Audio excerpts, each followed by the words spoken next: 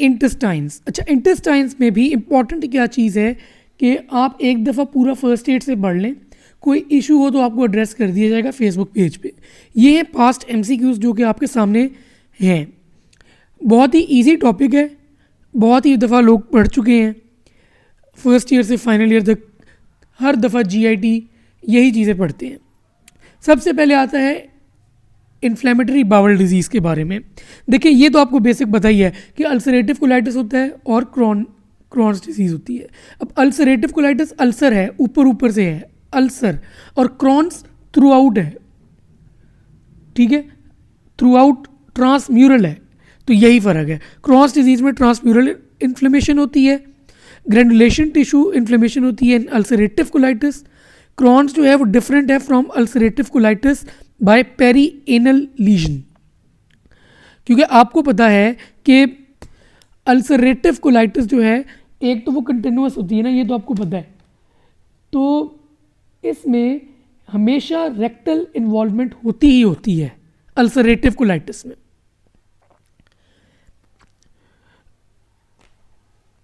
जबकि क्रॉन्स क्योंकि वो पैची होती है, ठीक है, तो उसमें स्किप लीजन्स होती हैं, तो उसमें रेक्टल स्पेयरिंग होती है। क्रॉन्स में रेक्टम इन्वॉल्व नहीं होती।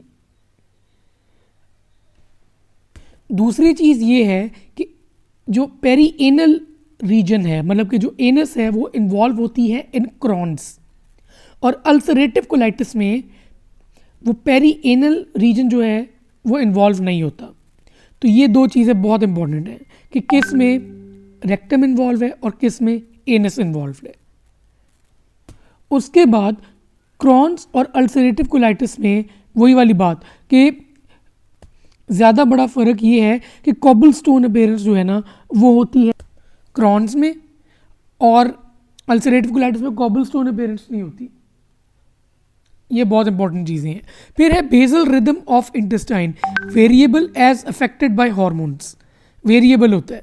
Intestinal basic electrical rhythm alters in response to hormones.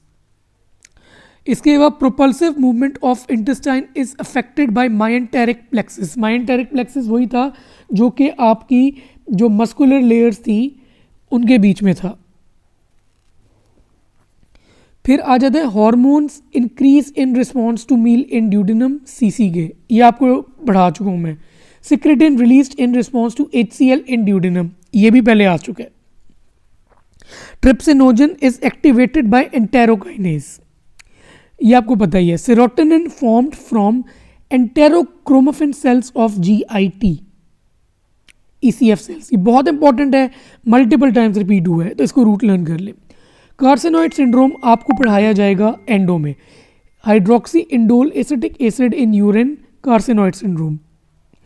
Old person with history of adenocarcinoma colon operated for polypectomy. अब benign growth and no chance of malignant transformation, ये tubular adenoma. अच्छा, ये आगे भी आएगा colon में भी, ठीक है, कि अगर विलस होगा तो उसको विलन कंसिडर करना है, ठीक है, तो विलस जो है उसका मैलिग्नेंट ट्रांसफॉर्मेशन का चांस ज़्यादा होता है। Vitamin produce by intestinal bacteria, vitamin के, ये लार्ज इंटेस्टाइन का पार्ट है, ठीक है, कि वाइटामिन के प्रोड्यूस होती है बाय इंटेस्टाइनल बैक्टीरिया।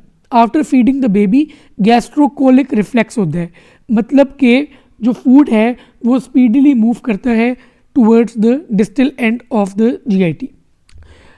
उसके बाद आता है सीलियक, ये तो आपको पता ही है, ये ब्लड सप्लाई है। सीलियक ट्रंक जो है वो फोरगट को सप्लाई करती है, superior mesenteric artery mid gut को और inferior mesenteric artery hind gut को। ये बहुत इंपॉर्टेंट है, ये पता होना चाहिए, और इनकी डिविजन्स भी पता होनी चाहिए। ये शुरू में लिखती गई हैं जीआईटी के चैप्टर में फर्स्ट एड में, कि फोरगट होती है from oesophagus to upper duodenum, midgut होती है from lower duodenum to proximal 2/3 of the transverse colon, ये ट्रांसवर्स कॉलन होगा। और इसी की वजह से सुपीरियर मेसेंटेरिक आर्टरी अगर डिसरप्ट होती है तो उसकी वजह से एब्डोमिनल एंजाइना होती है। ये याद रखें, सुपीरियर की वजह से एब्डोमिनल एंजाइना है, इन्फीरियर की वजह से नहीं है। फिर जेजुनम, ये बहुत इंपॉर्टेंट है, ये 4 MCQs बहुत दफ़ा रिपीट हुई हैं।